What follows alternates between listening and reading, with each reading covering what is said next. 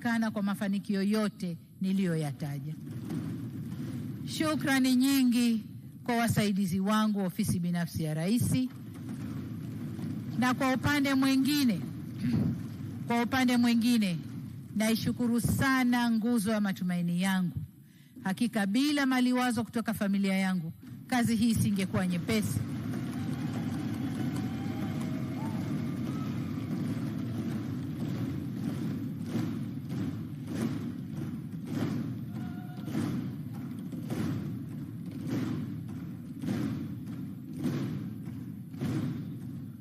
Asante. Hivyo nawashukuru kwa kunielewa, kwa kutokuwa nao kwenye shughuli muhimu za kifamilia na kiukoo. Mimi nikiwa mke, mama, dada, shangazi na bibi pia, walikuwa wananikosa, na nimewafanya wanangu wakue wabebe majukumu badili yangu. Kwa nawashukuru wote kwa hilo.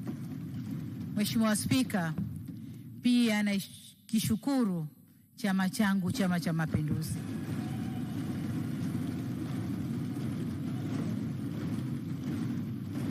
CCM.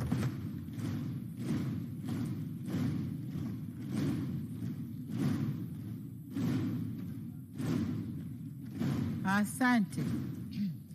Nakishukuru kwa kusimamia vyema serikali na kuhakikisha ilani ya uchaguzi ya mwaka 2025 inatekelezwa ipasavyo.